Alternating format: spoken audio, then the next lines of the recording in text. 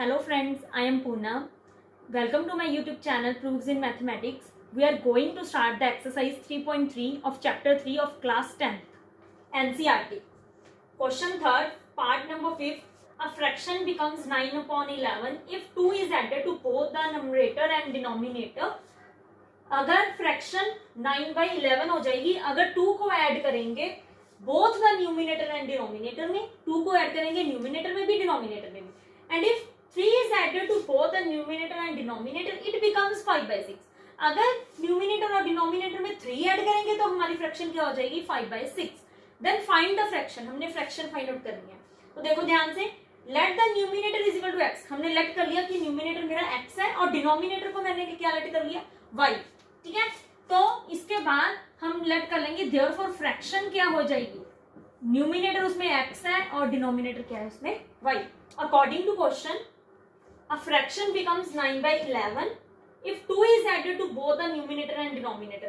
अगर मैं 2 को ऐड करूं न्यूमिनेटर में भी और डिनोमिनेटर में भी, देखो मेरी फ्रैक्शन क्या थी x upon y, 2 मैंने ऐड कर दिया न्यूमिनेटर में और डिनोमिनेटर में भी, तो मेरी फ्रैक्शन क्या बन गई 9 by 11. तो मैंने क्या किया, अब क्रॉस मल्टीप्लीकेशन कर दिया, इसको पूरी टर्म को मैंने इसके साथ मल्टीप्लाई कर दिया और ये वाली मैंने पूरी टर्म्स को इसके साथ मल्टीप्लाई कर दिया. तो मेरी नेक्स्ट टर्म क्या आ गई 11 multiply x plus 2 is equal to 9 multiply y plus 2. तो 11 को x के साथ मल्टीप्लाई किया 11x, 11 को 2 के साथ मल्टीप्लाई किया 22 इक्वल टू 9 को y के साथ किया 9y, 9 को 2 के साथ किया तो 18 आ गया. अब मैंने y वाला इधर ले आई, 9y के आगे प्लस का साइन था तो इधर आगे माइनस का साइन हो गया, 22 इधर प्लस का था तो उधर जाके माइनस का हो गया. तो 11x माइनस 9y, 22 में से 18 माइनस किया, जैसे देखो यहाँ इसके आगे प्लस का साइन और इसके आगे माइनस का साइन है, प्लस माइनस माइनस, 22 में से 18 को माइनस किया 4 आ गया. दोनों में से बड़ा कौन सा है 22, उसके आगे कौन सा साइन है माइनस का, तो 4 के आगे भी कौन सा साइन आएगा माइनस का. इसके बाद आपका अगला स्टेप यहाँ पे है, अगला स्टेप में आपका यहाँ पे है. अब उन्होंने आगे क्या बोला है 3 is added to both the numerator and denominator. Denominator में भी ऐड करो और न्यूमिनेटर में भी ऐड करो. क्या 3, तो मैंने न्यूमिनेटर में भी ऐड कर दिया डिनोमिनेटर में भी ऐड कर दिया, तो मेरी फ्रैक्शन क्या होगी 5 by 6. अगेन क्रॉस मल्टीप्लीकेशन कर दो, ये वाली दोनों टर्म इसको इसके साथ मल्टीप्लाई, इसको इसके साथ मल्टीप्लाई, तो इन दोनों को मल्टीप्लाई किया 6 आ गया, इसको मल्टीप्लाई किया 18 आ गया. 5 को y के साथ मल्टीप्लाई किया 5y, 5 को 3 के साथ मल्टीप्लाई किया 15y. y वाली टर्म यहाँ पे 5 के आगे 5y के आगे पॉजिटिव का साइन है, इधर आगे लेफ्ट हैंड साइड पे तो नेगेटिव का साइन आ गया. 15 को हमने वैसे ही कंटिन्यू कर दिया. अब 18 के आगे पॉजिटिव का साइन है, उधर जाके क्या हो गया नेगेटिव का साइन, तो प्लस माइनस माइनस, 18 में से 15 को माइनस किया तो क्या आंसर आ गया 3. दोनों में से बड़ा कौन सा 18, 18 के आगे कौन सा साइन है माइनस का, तो यहाँ पे भी क्या आ गया माइनस का साइन. तो मेरी नेक्स्ट इक्वेशन आ गई 6x minus 5y is equal to minus 3. अब आपने इसको सॉल्व करना है again substitution method. Substitution method क्या है, दोनों में से एक मेरी ये वाली इक्वेशन आई है और एक वाली मेरी ये वाली इक्वेशन आई है, दोनों में से किसी भी एक टर्म में चाहे x की वैल्यू फाइंड आउट कर लो चाहे y की. मैं यहाँ पे x की वैल्यू फाइंड आउट कर रही हूँ, कैसे 5y के आगे कौन सा साइन है माइनस का, तो राइट हैंड साइड पे जाके क्या हो जाएगा पॉजिटिव का साइन, प्लस y हो गया. अब 6x रह गया, 6 और x में कौन सा साइन है, कुछ भी नहीं है, तो दैट मींस मल्टीप्लाई का साइन है, तो 6 इधर मल्टीप्लाई में, उधर जाके क्या हो जाएगा डिवाइड में, तो x की वैल्यू क्या आ गई -3 प्लस 5y डिवाइडेड बाय 6. अब ये मैं जो मेरी x की वैल्यू ये वाली सारी आई है मैं किसमें पुट कर दूंगी, इसकी जगह ये वाली x की जगह दूसरी क्वेश्चन में इसकी वैल्यू पुट कर दूंगी, तो 11 इंटू मैंने सारी वैल्यू वो वाली पुट कर दी और -9y इज इक्वल टू -4. तो 11 को बेटा ध्यान से देखो, 11 को -3 से भी मल्टीप्लाई करना है और 11 को 5y से भी मल्टीप्लाई करना है. तो 11 को -3 से मल्टीप्लाई किया, 11 3 सा 33 माइनस वैसे ही आ गया. उसके बाद 11 को 5 के साथ मल्टीप्लाई किया 55 आ गया, y उसके साथ वैसे का वैसे ही आ जाएगा. डिवाइड में नहीं मल्टीप्लाई करनी, डिवाइड वाली टर्म वैसी की वैसी ही आ जाएगी जैसे मैंने यहाँ पे लिखा हुआ है -9y इज इक्वल टू -4. अब ध्यान से देखो, मेरी जो ये वाली टर्म है ये डिवाइड में 6 है और इसकी डिवाइड में कुछ भी नहीं है, तो मैं इसकी डिवाइड में क्या लगा दूंगी 1 लगा दूंगी. अब इन दोनों टर्म्स का मैं एलसीएम लूंगी, 6 और 1 का एलसीएम क्या आ गया 6, तो 6 को 6 के साथ डिवाइड किया 1 को ऊपर वाली टर्म के साथ मल्टीप्लाई किया तो ये वाली टर्म आ गई, और 1 को 6 के साथ डिवाइड किया 6 को 9 के साथ मल्टीप्लाई किया 54 इंटू y. ये मैंने स्टेप दोबारा लिखा है. उसके बाद देखो 55y में से 54y को माइनस किया तो कितना आ गया 1y.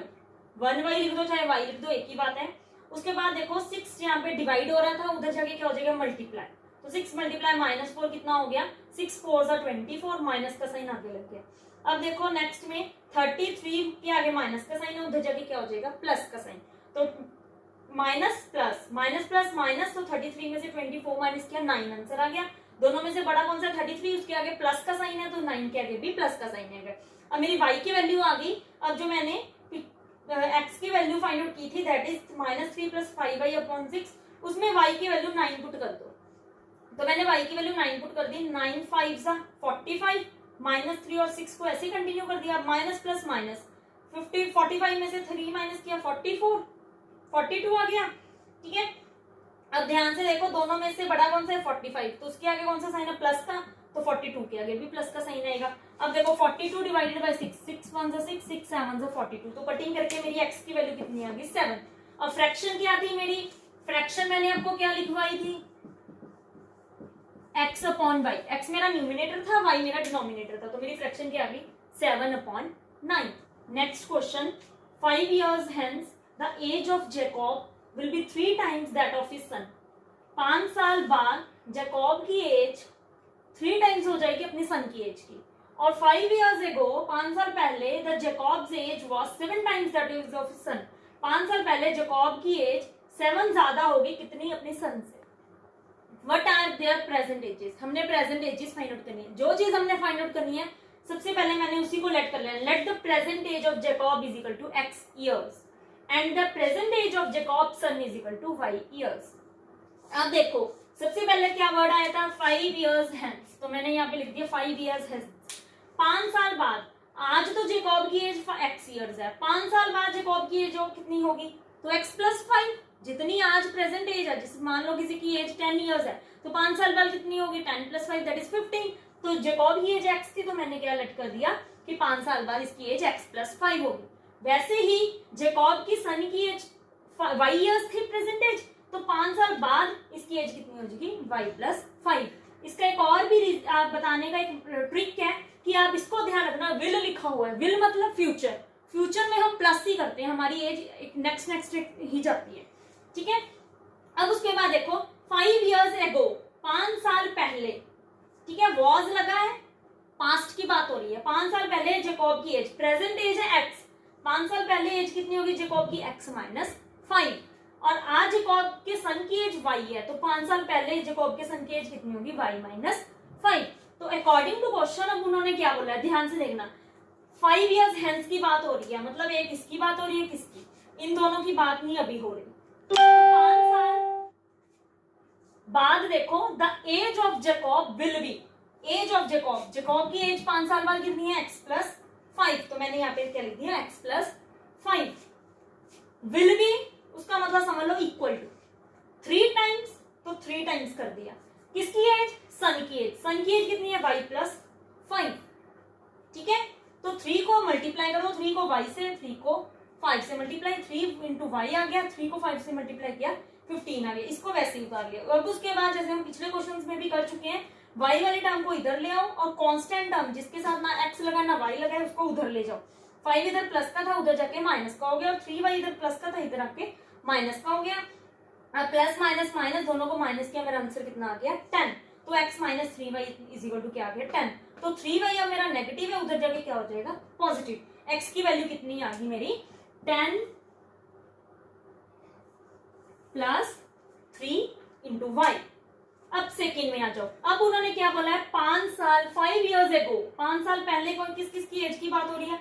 अब इसकी बजाय हम किसकी बात करेंगे, इन दोनों की। ठीक है, तो देखो 5 साल पहले जैकॉब्स एज, 5 साल पहले जैकॉब की एज कितनी थी x - 5, तो 5 साल पहले ऑब्वियस है कि नेगेटिव होगा, पास्ट में हम जाएंगे तो माइनस होगा।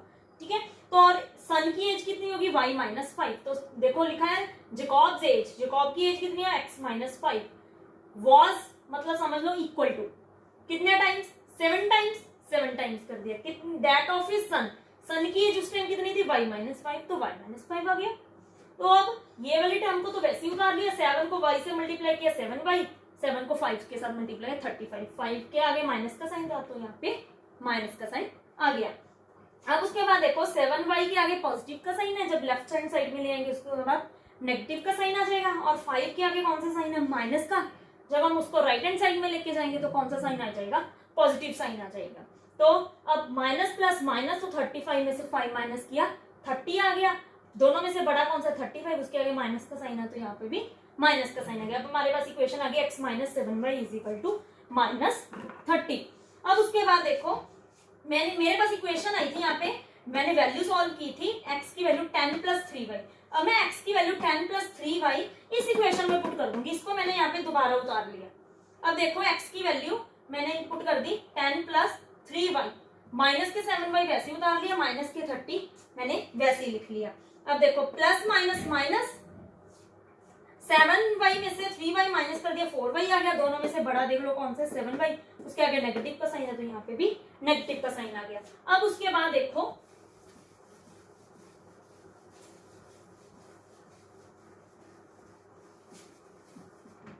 अब देखो मेरी वैल्यू क्या आई है, 10 minus 4y is equal to minus 30। अब मैं 10 जो कांस्टेंट है उसको उधर लेके जाऊंगी तो मेरे पास आंसर आ जाएगा minus 4y is equal to minus 30 minus 10। देखो 10 पॉजिटिव था, उधर जाके नेगेटिव हो गया, तो minus 4y is equal to minus 40। तो y is equal to minus 40 divided by minus 4। Minus के साथ कटिंग होगी, इसको कटिंग की तो y की वैल्यू कितनी आ गई मेरी, 10। अब y की वैल्यू मेरी 10 आ गई, तो x की वैल्यू क्या होगी, मैं x की value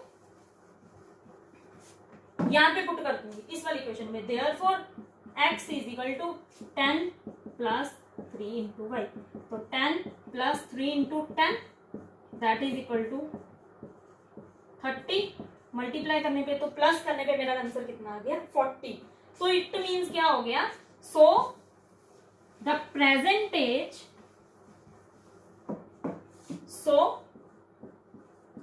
present age of Jacob is equal to 40 years।